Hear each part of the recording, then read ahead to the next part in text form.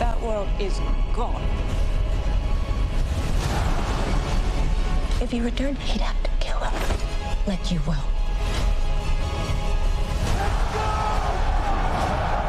Ooh, looks good. The Odyssey hits theaters next week, and screenings for the highly anticipated Chris Nolan film are sold out. AMC says the film has its biggest first day of sales for a studio release since 2022.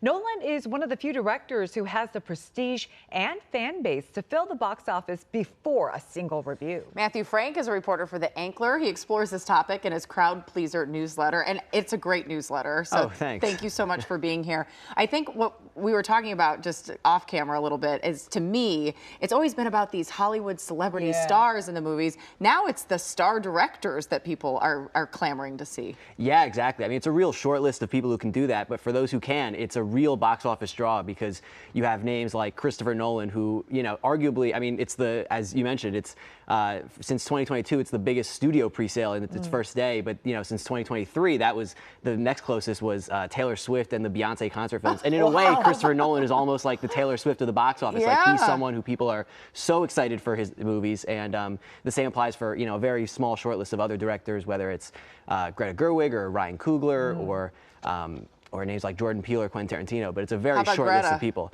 Greta, absolutely. Yeah, absolutely. Yeah, Matthew, the Odyssey has a lot of star power and a huge budget, $250 million budget. But you say Christopher Nolan is a brand and a franchise of his own. So can you talk about what's being called the Nolan effect? Yeah, I mean, it's crazy. I mean, his brand is sort of associated with these premium large format screens, these IMAX, Dolby theaters, 70 millimeter. So when you think of Chris Nolan, you're thinking this is a really big movie. And I mean, that even applied to his movie about a 1920s physicist, you know, 1940s, excuse me, with Oppenheimer. So, and that made nearly $1 billion. So now for something like The Odyssey, which is a significantly bigger scale movie. And more action. Exactly, a little bit more action, yeah. You talk about several directors in the article that have cult followings. It was funny you brought up Tarantino, and Tarantino hasn't made a movie in several years now. But then there are people like Steven Spielberg who just put out a movie, but he's not on your short list. So explain that to me. Shocking. I mean, he definitely has a lot of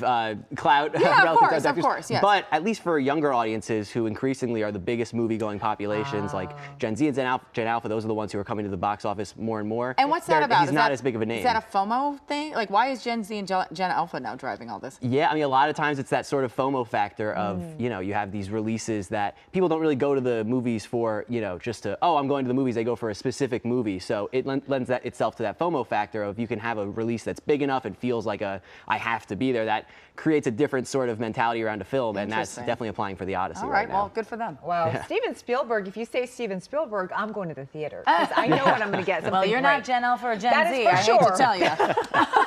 Basically, I'm old. That's No, so am I. But. All right, Matthew, let's talk about this. Who are some of the wild card directors and creators? The director of the horror film Iron Lung used his YouTube following to boost the movie's success, actually.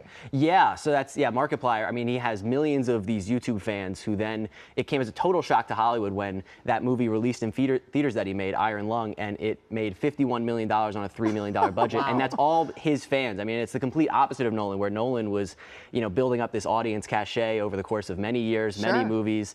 And Markiplier came in through YouTube, had his audience there, and then transitioned them to theaters. So in that way, I mean, that's a fully, like, director-driven hit. Well, we're seeing that with Obsession and Backrooms and things too, aren't we? Yeah, I mean, those do follow by some of the same rules as traditional Hollywood hits, where it's whether it's Backrooms, which is technically a piece of IP, or intellectual property, or Obsession, which is just an old school sort of word of mouth hit. But those, you know, they're Curry Barker and Kane Parsons, the directors of those movies, are building up that name brand cachet with younger audiences in a way that's, you know, largely applied to older filmmakers. All right. Well, it's all so interesting. Yeah. So thank you so much for being here. I think, you know, with living here in Hollywood, we so want the industry to do well. So it's good to have these storylines to show kind of what's pushing the industry forward. Yeah, no, it's exciting to see. Thank you very much. So Gen X, go to the movie theaters, okay? All right.